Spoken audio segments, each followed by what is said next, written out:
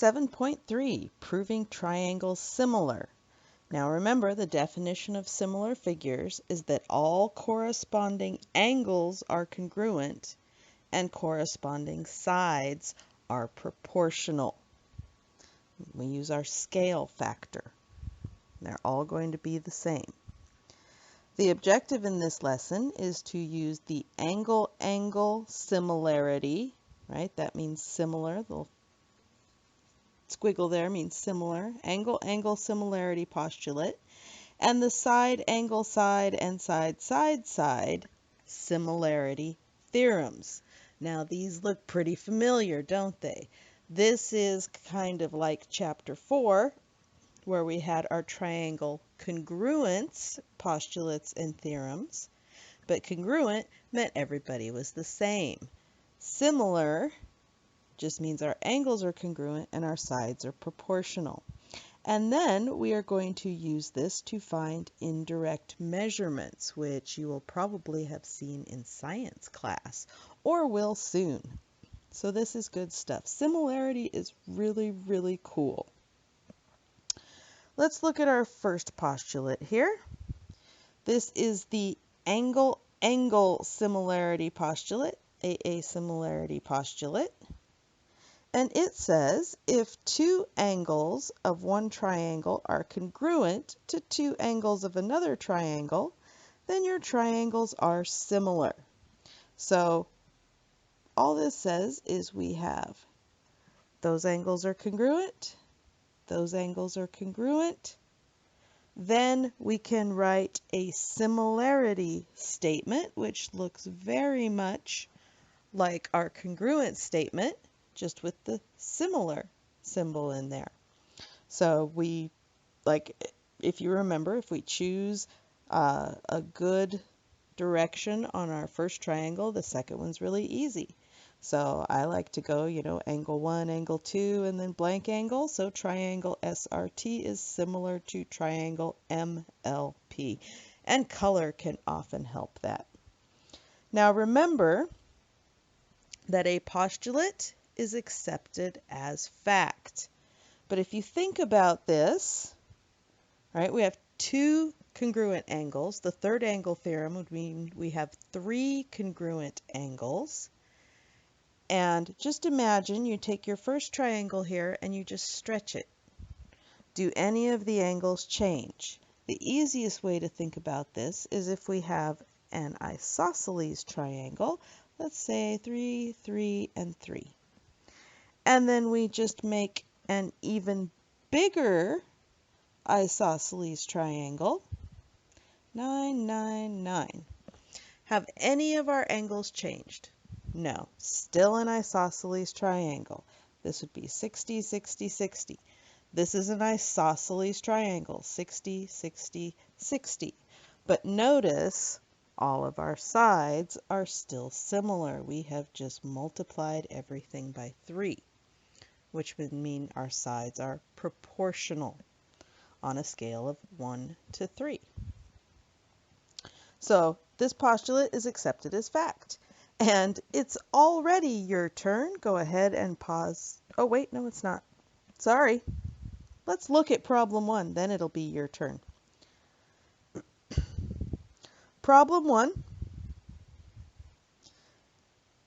asks us, are the two triangles similar? How do you know? Well, the first thing I see here, those angles are congruent. That's just given. And what else can we do? We've got two angles there, vertical angle theorem. So we've got two congruent angles. We can say that triangle RSW is similar to triangle VSB by the angle-angle similarity postulate. What about the next one here? Okay, we've got an angle that measures 30, 70, and if we use triangle-angle sum theorem, we know 70, 80, 90, 100, this would be 80 degrees.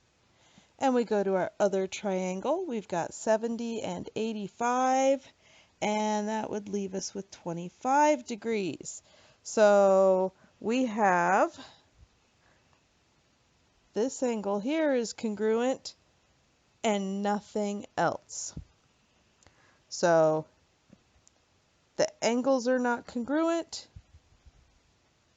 Only one pair of angles is congruent. We don't have two, so our triangles are not similar. All right, now it is your turn. So go ahead and pause the video and do the next two problems. Those were pretty straightforward problems. The first one said, are the two triangles similar? How do you know?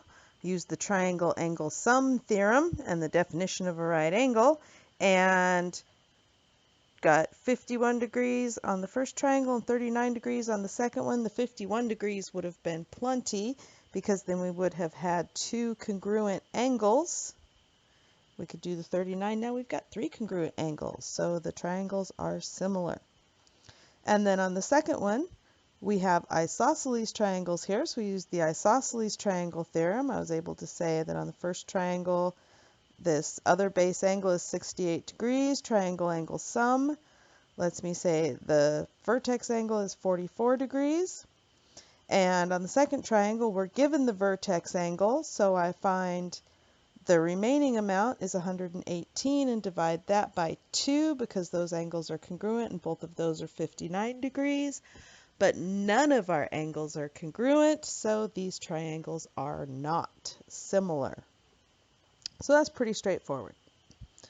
All right, now to our theorems. First theorem here is side angle side similarity theorem. Guess what parts of the triangle we're looking for? Two sides and the included angle. Now the difference here is our angles are congruent, but our sides are proportional.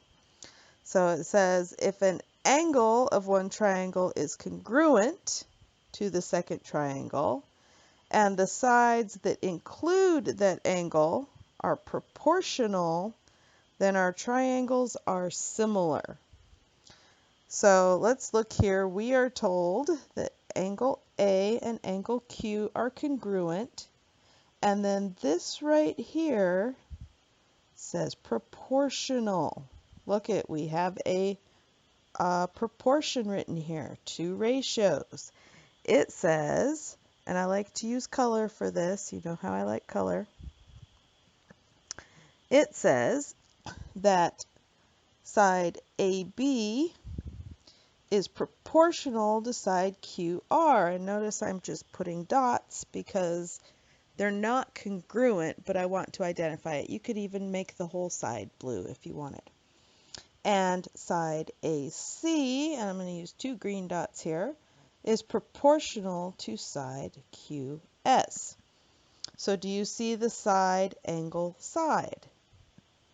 Congruent angles, proportional sides. So we could say triangle ABC is similar to triangle QRS. Now notice your similarity statement. Order matters, so make sure you're going around your triangle in the correct direction. Pardon me. Our next theorem is the side similarity theorem. Yes, you guessed it. We need three sides and they all need to be proportional. It says if the corresponding sides of our two triangles are proportional, then our triangles are similar. So let's take a look here. We are told that side AB is proportional to QR. AC is proportional to QS. And BC is proportional to RS. So if all three of your sides are proportional, then your triangles are similar. Straightforward ideas.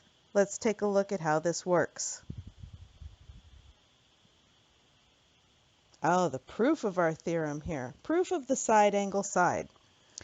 This is a little tricky. This is probably one of the most complex proofs that you will see. We are told that our angles are congruent, and then we are told that our sides, AB, QR, and AC and QS are proportional. Now, how do we prove that the triangles are similar? Well, we use our postulate. We need to get another set of angles here so we can use our angle similarity postulate. What is going to happen is you draw a parallel line to the base of our bigger triangle here, and so that those sides are now congruent. They aren't proportional anymore, they are congruent. And don't forget, we have this angle right here that is congruent. If this is the same triangle, right, then those would be congruent. And if you notice, we have parallel lines, which means corresponding angles are congruent. And so now you see we have two congruent angles, which means we could use the angle similarity. Now that's a little more challenging than anything we have dealt with. But don't forget, I mean, I wouldn't necessarily expect you to be able to prove this one before we talked about it, but don't forget, you can draw a line. We can draw a parallel line. We can draw any line we want, and we can draw any parallel line we want. We have a postulate that says through any point not on a line, you can draw exactly one parallel line, which is what we did. All right, now we get to look at how do we use our similarity postulates. Okay, we are asked, are the triangles similar? If so, write a similarity statement. So what do we have? We have sides. We are looking to use the side similarity postulate or theorem. And so we need to show that our sides, we want our corresponding sides to be proportional. Now, how do we do that? Well, first thing we need to do is we need to decide which sides go together. So I have a small, medium, and large side here on figure 1, and a small, medium, and large side here on figure 2. So I'm going to use my color and say that side is my small side, is going to go with my small side here. There's really no other way for it to work. And then medium. So where's my medium? There's my medium. Do you see how color comes in really, really, really handy here? And if we wanted to, we could mark the other side with color or just leave it. So now we are going to write our ratios. So our short side, we have a 6:9 ratio, and we always make sure that, this is figure 1, figure 2 on the bottom, figure 1 on the top, 2 on the bottom, 1 on the top, 2 on the bottom, so that we are always comparing the same ratio. So we get a 6:9 ratio turns into a 2:3 ratio. Remember, these are not fractions. Then we go to our medium side. Well, they went to the long side. We can go to our medium side. 8:12 turns into a 2:3 ratio. Our long side, 10:15 turns into a 2:3 ratio. All three ratios are equal, so our corresponding sides are proportional. That lets us write a similarity statement, and I would just go down the green side, across the blue side, up the other side. And we use the side similarity theorem. Another example. We now have overlapping figures here. And check it out. They both share that angle right there. Angle K is congruent to angle K by our friend the reflexive property of congruence. separating your triangles or your figures is always your best bet. Redraw and label, label, label. So now we have a short side and our big triangle here. Don't forget to add those two together. So its measurement is 10, and then our other side, again, don't forget to add those two together to make that 15. And then we just look at our ratio because we have congruent angles and we want to find the sides that include that angle. So we have an 8 to 10, which is a 4 to 5 ratio, and a 12 to 15, which is a 4 to 5 ratio. So we have congruent included angles and proportional sides. So our triangles are similar by the side angle side similarity theorem. Once again, your turn. Pause the video, do the next two problems. These problems were fun. We were asked, are the triangles similar? If so, write a similarity statement and explain how you know. All right, so this first triangle, set of triangles, all there were sides. So I went through and color-coded my sides because triangle 1 and triangle 2 are facing opposite directions. So knowing where your corresponding sides are is really important. So my green sides had a 3 to 4 ratio, blue sides had a 3 to 4 ratio, purple sides had a 3 to 4 ratio.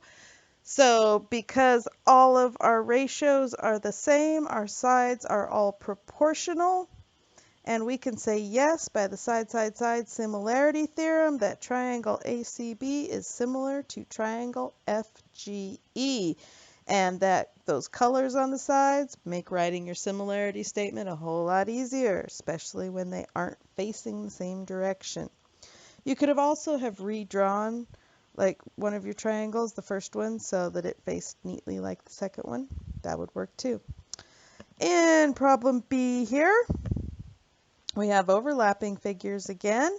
I just simply redrew them, and angle A there is part of both of those, so we can say angle WAL is congruent to angle EAC by the reflexive property of congruence. And then I have my green side here. Don't forget to add the two lengths together to get the bigger triangle. And 6 to 12 is a 1 to 2 ratio. My blue sides have an 8 to 16, which is a 1 to 2 ratio.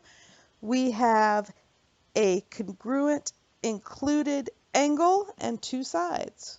Guess we could say we have two proportional sides and a congruent included angle. So yes, the side angle side similarity theorem says that triangle WAL is congruent to triangle EAC.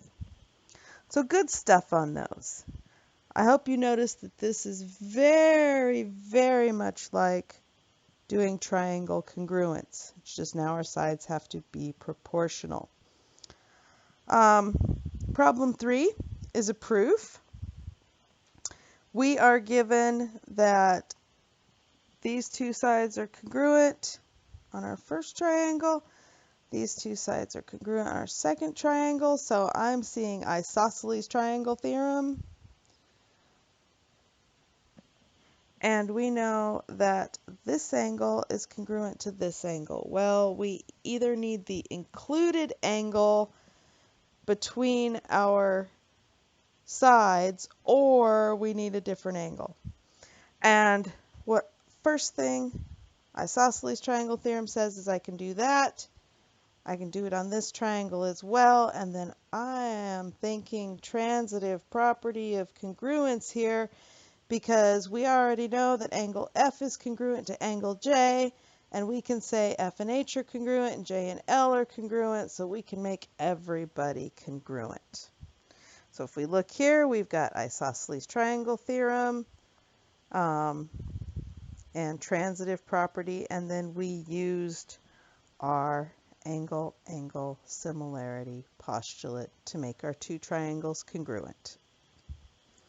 All right. Now it's your turn to look at a proof. Go ahead and pause the video, see how you do on this one. Don't forget to define and explore. All right, I know it's been a while since we've done proofs, but this should have been an easy one for you here. So we're given that our lines are parallel, our sides are parallel. That should immediately make you think special angle pairs, which we can make our angles congruent by alternate interior angles. And of course, vertical angles should just jump out at you. So we have our alternate interior angles, our vertical angles, and that is enough for us to say our triangles are similar by the angle-angle similarity postulate. Second part of the problem here says, suppose that we are given only that these sides are proportional. So I marked my proportional sides, and no, we cannot get similarity from that, because even though we have an angle by vertical angles, a congruent angle, it is not the included angle. So we do not have a angle-side similarity postulate. Okay, that was good. Yes, proofs are back. I know how much you enjoy them. They're fun. All right, last idea here. Using similar triangles to find lengths that are not easily measured. This is called indirect measurement. This is good stuff. You probably have seen this in science, or you will see this in science. The thing that happens here, one method to do indirect measurement is the fact that light reflects off a mirror at the same angle at which it hits the mirror. This is angle of incidence equals the angle of reflection. This is why you can see stuff behind you in a mirror. So if you have the mirror here, let's do that in a better color. We have a mirror here, and light, have our light bulb. Light is coming in here, and it bounces off the mirror to your eyeball, and you see stuff, right? That's how mirrors work. Your angle of incidence equals your angle of reflection. Your angle of incidence is congruent to your angle of reflection. So that's how this works. So let's take a look at our picture here. Darius wants to climb a cliff and wants to know how tall it is. So he stands away from the cliff, puts a mirror here in the middle, and moves back until he can see the top of the cliff. Well, let's redraw our triangles here.